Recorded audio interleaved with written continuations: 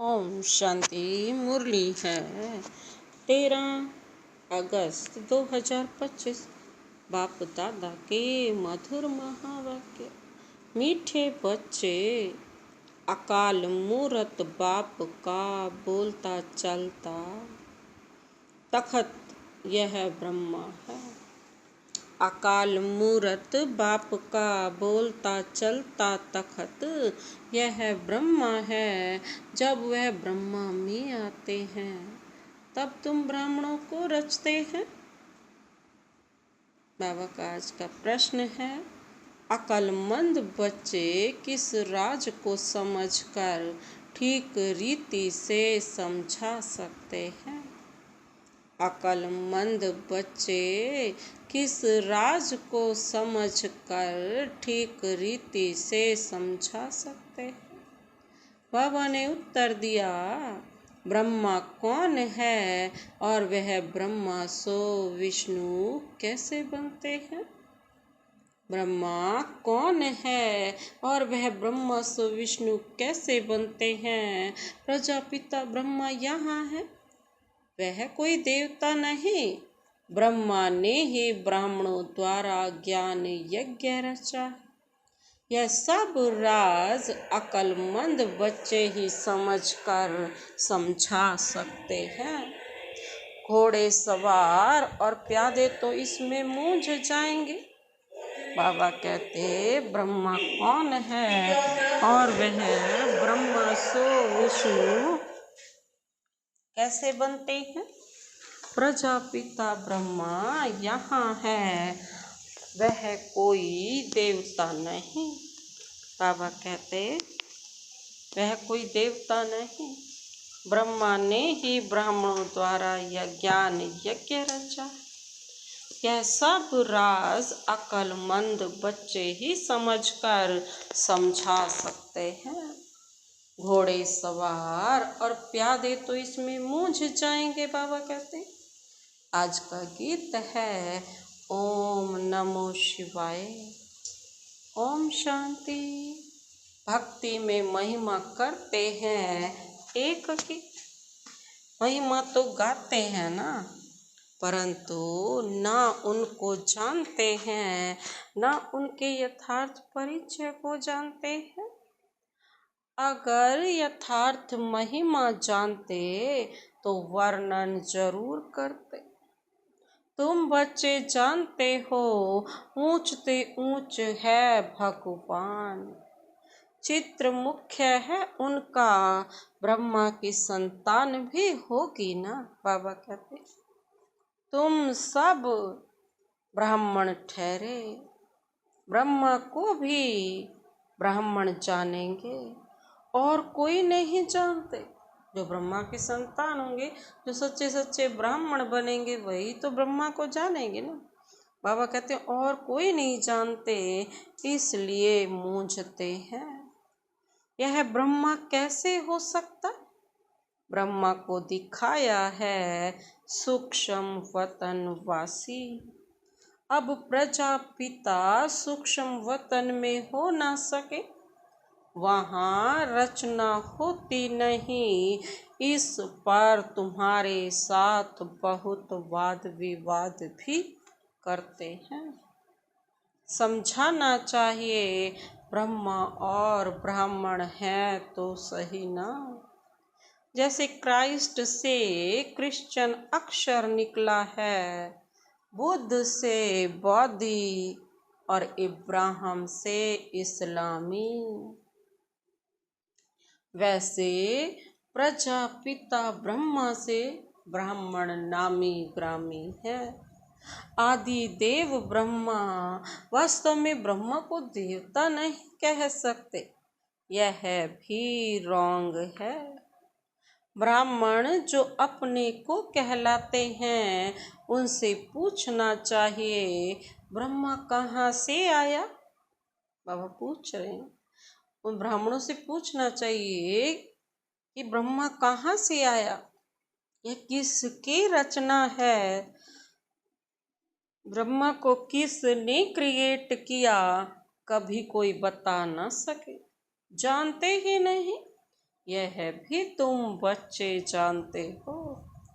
शिव बाबा का जो रथ है जिसमें प्रवेश करते हैं, यह है ही वह जो आत्मा श्री कृष्ण प्रिंस बना था।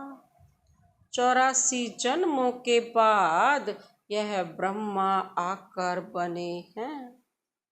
बाबा कहते जन्म पत्री का नाम तो इनका अपना अलग होगा ना, क्योंकि है तो ना मनुष्य। फिर इनमें प्रवेश करने से इनका नाम ब्रह्मा रख देते हैं। यह भी बच्चे जानते हैं। वही ब्रह्मा विष्णु का रूप है। नारायण बनते हैं ना। 84 जन्मों के अंत में भी साधारण रथ है ना। यह शरीर अर्थात सब आत्माओं के रथ है। अकाल मूर्त का बोलता चलता तख्त है। सिख लोगों ने फिर वह तख्त बना दिया है। उसको अकाल तख्त कहते हैं। यह तो अकाल तख्त सब हैं। आत्माएं सब अकाल मूर्त हैं। आत्मा तो बैठती है अपने तख्त पर आकर के, और अकाल मूर्त है। आत्मा तो न मरती है, न जलती है, न कटती। वो तो अकाल मूर्त है ना। ऊंच ते ऊंच भगवान को यह रथ तो चाहिए ना। रथ में प्रवेश हो, बैठ नॉलेज देते हैं। उनको ही नॉलेज फुल कहा जाता है। रचता और रचना के आदि मध्य अंत की नॉलेज देते हैं। नॉलेज फुल का अर्थ बाबा कहते कोई अंतर्यामी व जानी जाननहार नहीं है।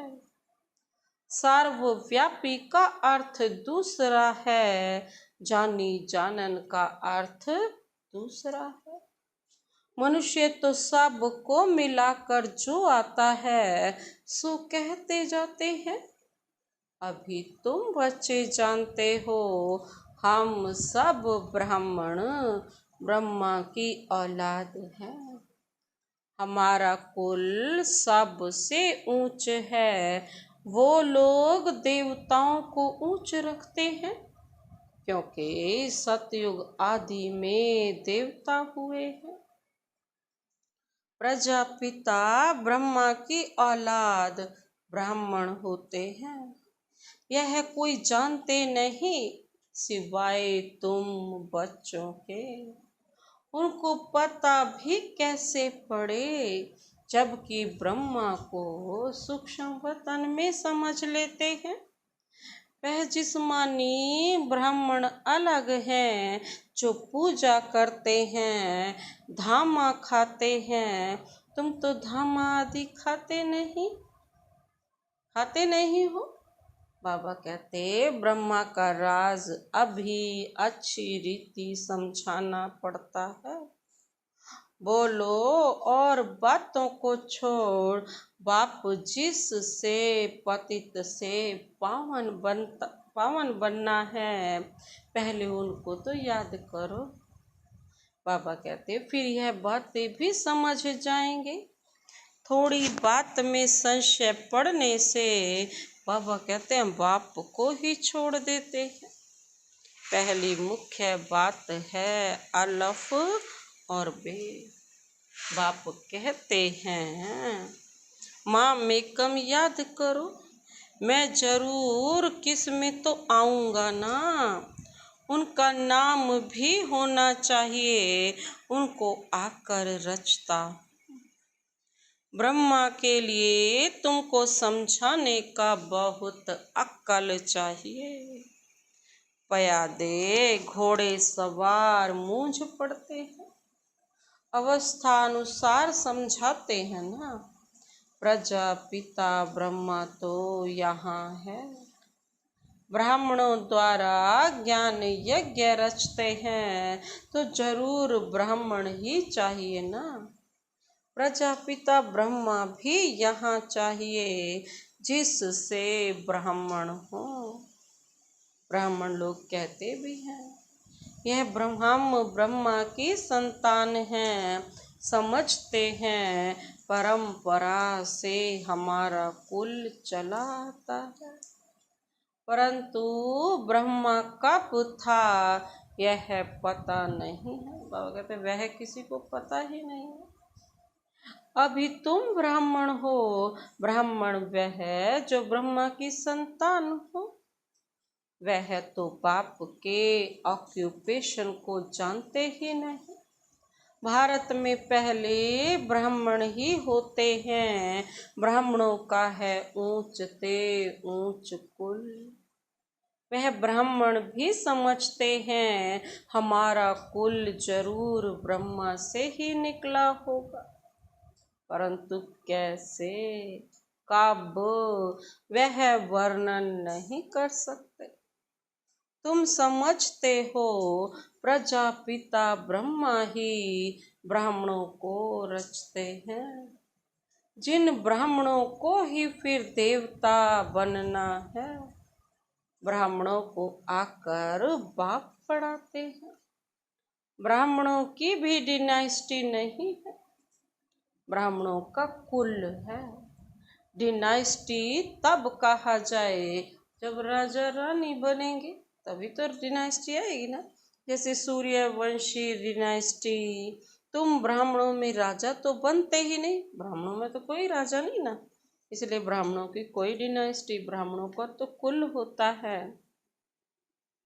बाबा कहते तुम ब्राह्मणों में राजा तो बनते नहीं, वह जो कहते हैं कौरवों और पांडवों का राज्य था, दोनों रॉन्ग हैं। राजाई तो दोनों को नहीं है, न कौरवों को है कलयुग में, न ही पांडवों को है जो इस समय ब्राह्मण बन रहे हैं सच्चे सच्चे पंडे। तो बाबा कहते दोनों ही रॉन्ग है। राजाई तो दोनों को नहीं है, प्रजा का प्रजा पर राज्य है, उनको राजधानी नहीं कहेंगे, ताज है नहीं। बाबा ने समझाया था पहले डबल सिर ताज भारत में थे, फिर सिंगल ताज, इस समय तो नो ताज। यह भी अच्छी रीति सिद्ध कर बताना है। जो बिल्कुल अच्छी धारणा वाला होगा वह अच्छी रीति समझा सकेंगे। ब्रह्मा पर ही जास्ती बात समझाने की होती है। बाबा कहते हैं ब्रह्मा पर ही जास्ती बात समझाने की होती है। विष्णु को भी नहीं जानते, यह भी समझाना होता है। वैकुंठ को विष्णुपुरी कहा जाता है, अर्थात लक्ष्मी नारायण का राज्य था। श्री कृष्ण प्रिंस होगा तो कहेंगे ना हमारा बाबा राजा है। ऐसे नहीं कि श्री कृष्ण का बाप राजा नहीं हो सकता। श्री कृष्ण प्रिंस कहलाया जाता है तो जरूर राजा के पास जन्म हुआ है ना। साहूकार पास जन्म ले तो प्रिंस थोड़े ही कहलाएंगे। राजा के पद और साहूकार के पद में रात दिन का फर्क हो जाता है। श्री कृष्ण के बाप राजा का नाम ही नहीं है, श्री कृष्ण का कितना नाम वाला है। उसके बाप का नहीं है जितना श्री कृष्ण का। बाप का ऊंच पद नहीं कहेंगे, वह सेकंड क्लास का पद है। जो सिर्फ निमित्त बनते हैं श्री कृष्ण को जन्म देने। ऐसे नहीं कि श्री कृष्ण की आत्मा से वह ऊंच पड़ा हुआ है, नहीं। श्री कृष्ण ही सो फिर नारायण बनते हैं, बाकी बाप का नाम ही गुम हो जाता है जरूर ब्राह्मण। परंतु पढ़ाई में श्री कृष्ण से कम है। श्री कृष्ण की आत्मा की पढ़ाई अपने बाप से ऊंच थी, तब तो इतना नाम होता है ना। श्री कृष्ण का बाप कौन था पूछो? यह जैसे किसको पता नहीं, आगे चल मालूम पड़ेगा। बाबा कहते बनना तो यहाँ से ही है। राधे के भी तो माँ बाप होंगे ना, परंतु उनसे राधे का नाम जास्ती है, क्योंकि माँ बाप कम पढ़े हुए हैं। राधे का नाम उनसे ऊंच हो जाता है। बाबा कहते यह डिटेल की बातें हैं। बच्चों को समझाने के लिए सारा मदार पढ़ाई पर है। ब्रह्मा पर भी समझाने का अक्ल चाहिए। वही श्री कृष्ण जो हैं, उनकी आत्मा ही 84 जन्म भोगती है। तुम भी 84 जन्म लेते हो, सब इकट्ठे तो नहीं आएंगे। जो पढ़ाई से में पहले पहले होते हैं, वहाँ भी वह पहले आएंगे। नंबर वार तो आते हैं ना। यह बड़ी महीन बातें हैं। कम बुद्धि वाले तो धारण कर न सके, नंबर वार जाते हैं। तुम ट्रांसफर होते हो नंबर वार। बाबा कहते कितनी बड़ी क्यों है जो पिछाड़ी में जाएगी। बाबा कहते नंबर वार अपने अपने स्थान पर जाकर निवास करेगी। हर एक का अपना अपना सेक्शन है, वहाँ पर सबका स्थान बना हुआ है। बाबा कहते हैं यह बड़ा वंडरफुल खेल है, परंतु कोई समझते नहीं है। इनको कहा जाता है कांटों का जंगल। यहाँ सब एक दो को दुख देते रहते हैं। वहाँ तो नेचुरल सुख है, यहाँ है आर्टिफिशियल सुख। रियल सुख एक बाप ही देने वाला है। यहाँ है कागविष्टा के समान सुख। दिन प्रतिदिन तमो प्रधान बनते जाते हैं। कितना दुख है। कहते हैं बाबा माया के तूफान बहुत आते हैं, माया उलझा देती है। दुख की फीलिंग बहुत आती है। सुखदाता बाप के बच्चे बनकर भी अगर दुख की फीलिंग आती है तो बाप कहते बच्चे यह तुम्हारा बड़ा कर्म भोग है।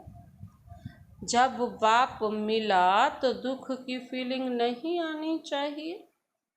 जो पुराने कर्म भोग हैं उसे योग बल से चुक्त करो। अगर योग बल नहीं होगा तो मोचरा खाकर चुक्त करना पड़ेगा। बाबा कहते मोचरा और मानी तो अच्छा नहीं। सजा खाकर पद पाना कोई अच्छा है? मोचरा खाकर के अर्थात सजा खाकर पुरुषार्थ करना चाहिए, नहीं तो फिर ट्रिब्यूनल बैठती है। प्रजा तो ढेर है। यह तो ड्रामा अनुसार सब गर्भ जेल में बहुत सजाएं खाते हैं। आत्माएं भटकती भी बहुत है। कोई कोई आत्मा बहुत नुकसान करती है। जब कोई में अशुद्ध आत्मा का प्रवेश होता है तो कितना हैरान होते हैं। नई दुनिया में यह बातें होती नहीं। अभी तुम पुरुषार्थ करते हो हम नई दुनिया में जाएं। वहाँ जाकर नए नए महल बनाने पड़ेंगे। राजाओं के पास जन्म लेते हो, जैसे श्री कृष्ण जन्म लेते हैं, परंतु इतने महल आदि सब पहले से थोड़े ही होते हैं। वह तो फिर बनाने पड़े। कौन रचते हैं, बाबा पूछे। जिनके पास जन्म लेते हैं। गाया भी हुआ है ना, राजाओं के पास जन्म होता है, क्या होता है सो तो आगे चल देखना है। अभी थोड़े ही बाबा बताएंगे, वह फिर आर्टिफिशियल नाटक हो जाए। इसलिए बताते कुछ भी नहीं है, ड्रामा में बताने की नूंद नहीं। बाप कहते हैं मैं भी पार्टधारी हूँ, आगे की बातें पहले से ही जानता होता तो बहुत कुछ बतलाता। बाबा अंतर्यामी होता तो पहले से बताता। बाप कहते हैं नहीं, ड्रामा में जो होता है उनको साक्षी हो देखते चलो, और साथ साथ याद की यात्रा में मस्त रहो। बाबा कहते इसमें ही फेल होते हैं। ज्ञान कभी कम जास्ती नहीं होता, याद की यात्रा ही कभी कम कभी जास्ती होती है। ज्ञान तो जो मिला है सो है ही, याद की यात्रा में कभी उमंग रहता है, कभी ढीला, नीचे ऊपर यात्रा होती है। ज्ञान में तुम सीढ़ी नहीं चढ़ते, ज्ञान को यात्रा नहीं कहा जाता। यात्रा है याद की, ज्ञान को कभी नहीं कहा। ज्ञान तो तलवार है, याद की यात्रा है। बाप कहते हैं ना, याद में रहने से तुम सेफ्टी में रहेंगे, देह अभिमान में आने से तुम बहुत धोखा खाते हो। विकर्म कर देते हो, काम महाशत्रु है, उनमें फेल हो पड़ते हैं। क्रोध आदि की बाबा इतनी बात नहीं करते। ज्ञान से या तो है सेकंड में जीवन मुक्ति, या तो फिर कहते सागर को स्याही बनाऊं तो भी पूरा नहीं हो, या तो सिर्फ कहते अलफ को याद करो। याद करना किसको कहा जाता है, यह थोड़ी ही जानते हैं। बाबा कहते हैं कलयुग से हमको सतयुग में ले चलो। सबकी चाहना तो सुख में जाने की होती है ना। पुरानी दुनिया में है दुख, देखते हो बरसात में कितने मकान गिरते रहते हैं, कितने डूब जाते हैं। बरसात आदि यह नेचुरल कैलेमिटीज भी होंगी,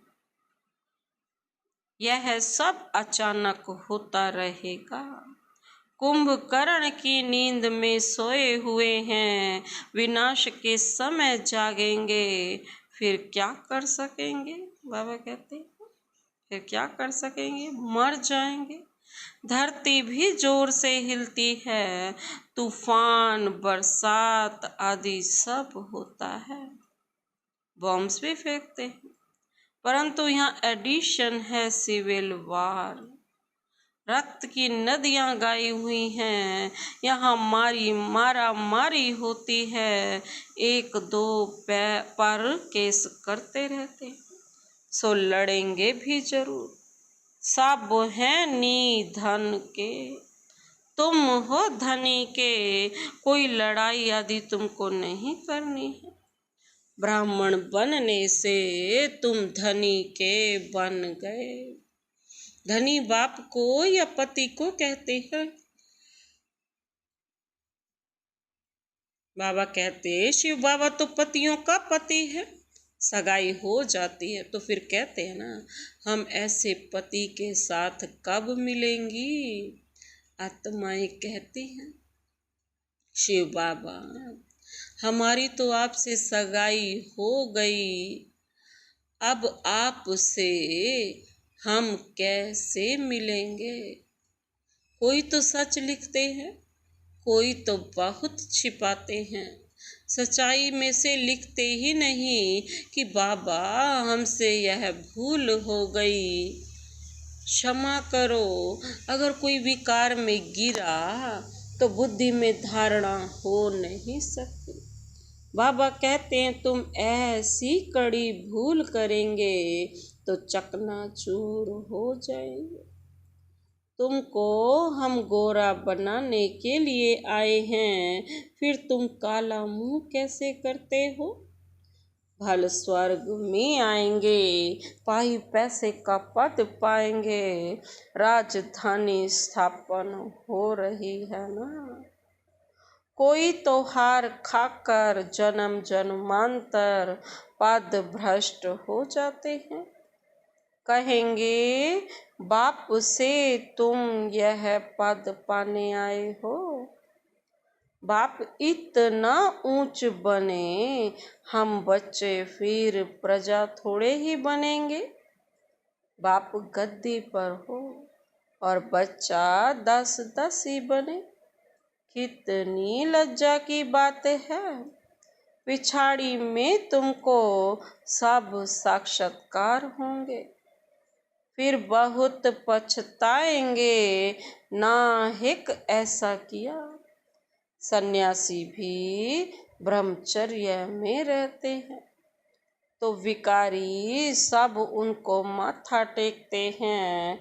पवित्रता का मान है, किसकी तकदीर में नहीं है तो बाप आकर पढ़ाते, फिर भी गफलत करते रहते हैं, याद ही नहीं करते। तुम बहुत विकारम बन जाते हैं, इसीलिए याद नहीं कर पाते। जब बहुत विकार बन जाते हैं, विकर्मों में जाते हैं तो याद नहीं ठहरती। तुम बच्चों पर अब कौन सी दशा बैठी है? बृहस्पति की दशा। इससे ऊंच दशा और कोई होती नहीं। दशाएं चक्र लगाती रहती हैं तुम बच्चों पर। अच्छा, मीठे मीठे सिक्की लधे बच्चों प्रति मात पिता बाप दादा का याद प्यार और गुड मॉर्निंग। रूहानी बाप की रूहानी बच्चों को नमस्ते। हम रूहानी बच्चों की रूहानी बाप दादा को नमस्ते नमस्ते नमस्ते। Good morning. शुक्रिया बाबा, शुक्रिया। धारणा के लिए मुख्य सार है। पहला पॉइंट है, इस ड्रामा की हर सीन को साक्षी होकर देखना है। एक बाप की याद में मस्त रहना है। याद की यात्रा में कभी उमंग कम ना हो।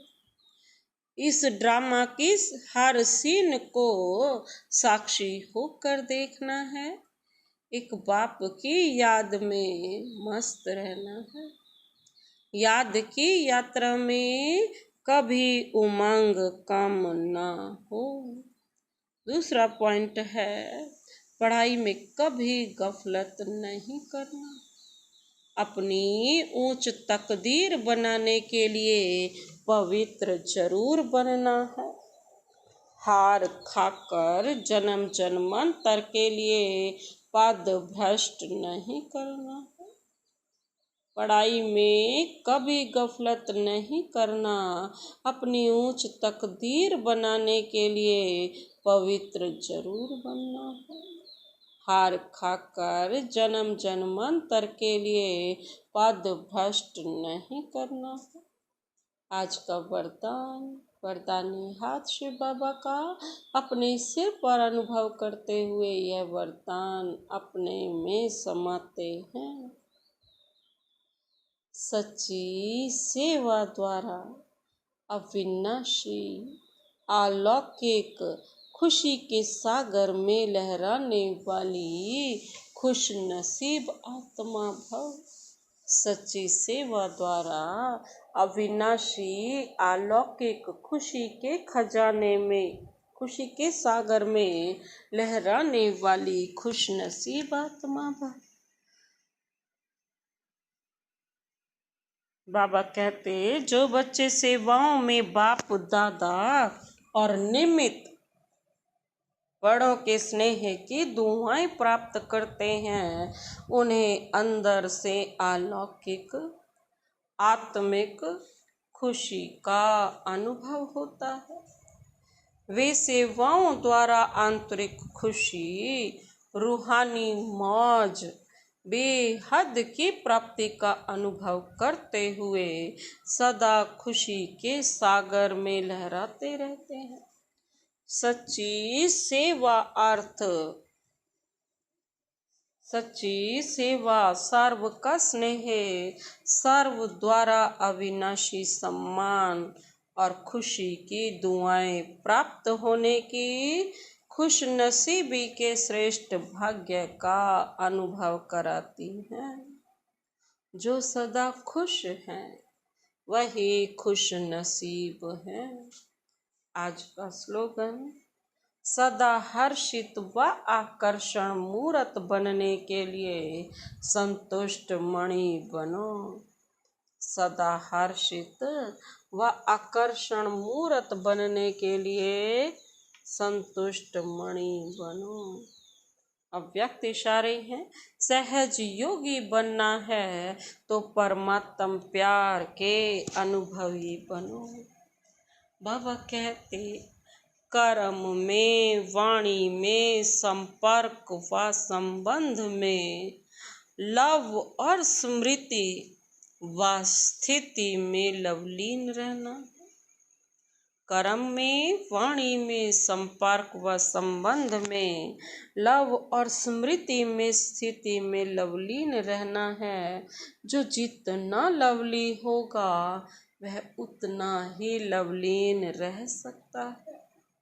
इस लवलीन स्थिति को मनुष्य आत्माओं ने लीन की अवस्था कह दिया है। बाप में लव खत्म करके सिर्फ लीन शब्द को पकड़ लिया। आप बच्चे बाप के लव में लवलीन रहेंगे तो औरों को भी सहज आप समान व बाप समान बना सकेंगे। अच्छा, ओम शांति।